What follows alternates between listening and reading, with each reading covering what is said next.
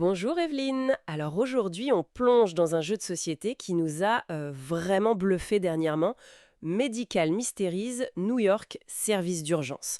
Franchement, un gros coup de cœur. On l'avait d'ailleurs noté 5 étoiles dans notre article récent. Ah oui, une excellente surprise. Notre mission, si on peut dire, c'est de décortiquer un peu ensemble ce qui rend ce jeu si prenant. Comment est-ce qu'une table, quelques cartes, peuvent nous transporter comme ça dans l'ambiance survoltée des urgences de New York? C'est ça. Alors, pour resituer rapidement, c'est un jeu d'enquête médicale, 100% coopératif. C'est édité par Buffalo Games et en France, c'est ILO qui a fait la VF, sortie au printemps 2025. Créé par Identity Games et le but, clairement, c'est de nous faire vivre l'intensité d'une série comme Urgence ou même Doctor House, tu vois. D'accord. Et concrètement, comment ça se joue? Parce que comme on le disait dans l'article, il n'y a pas de grand plateau, c'est assez épuré, non? Exactement. C'est très malin, tout passe par des documents. Le dossier du patient, des cartes numérotées qu'on révèle petit à petit, des rapports. On incarne une équipe de médecins urgentistes et il faut collaborer.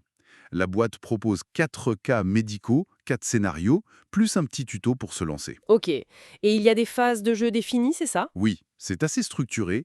D'abord, la phase d'examen où on collecte les infos initiales. Ensuite, le diagnostic. Là, on discute, on émet des hypothèses en équipe. Et enfin, le traitement. On choisit des actions via des cartes codées, et ça a des conséquences directes. Ce qui est fort, c'est que l'état du patient change de manière dynamique selon nos choix. C'est très réactif. Mhm. Mais l'élément crucial, le truc qui met vraiment la pression, c'est le temps, si j'ai bien compris. On en parlait aussi dans l'article. Ah oui, absolument. Le temps est divisé en segments. Et chaque action, que ce soit faire un examen de plus ou administrer un soin, ça coûte du temps. Du coup, on est tout le temps en train de se demander, est-ce qu'on prend le risque de chercher plus loin ou est-ce qu'on agit vite?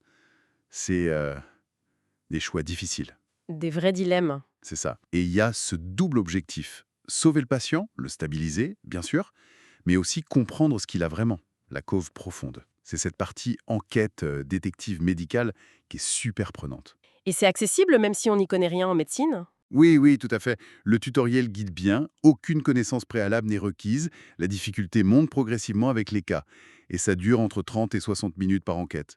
C'est intense, mais contenu. Et l'immersion, on en a déjà un peu parlé, mais c'est vraiment un point fort qu'on avait souligné.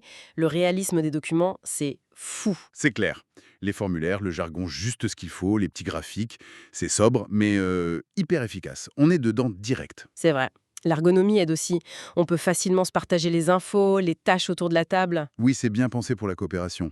Bon, on avait noté une petite réserve sur la taille de certains textes, parfois un peu petits, Ah oui, c'est vrai, un léger détail. mais franchement, par rapport à l'expérience globale, c'est mineur. Et ce qui est étonnant, c'est qu'il n'y a pas besoin de musique d'ambiance ou quoi que ce soit.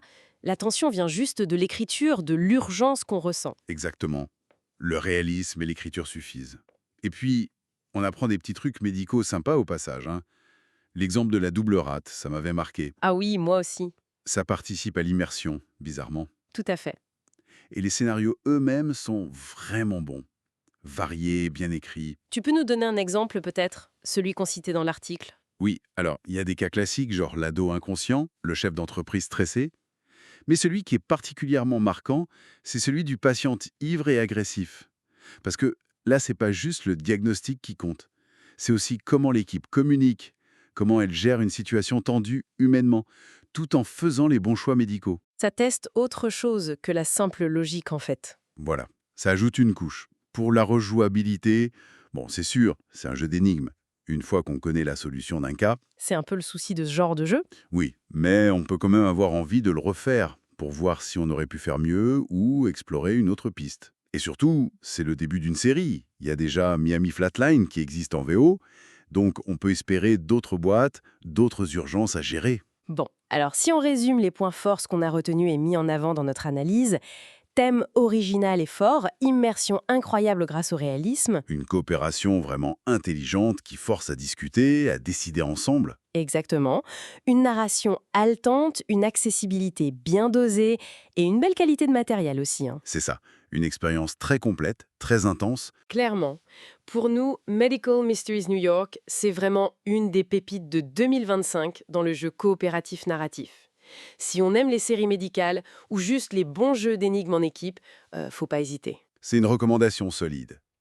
Et peut-être, pour finir, une petite réflexion.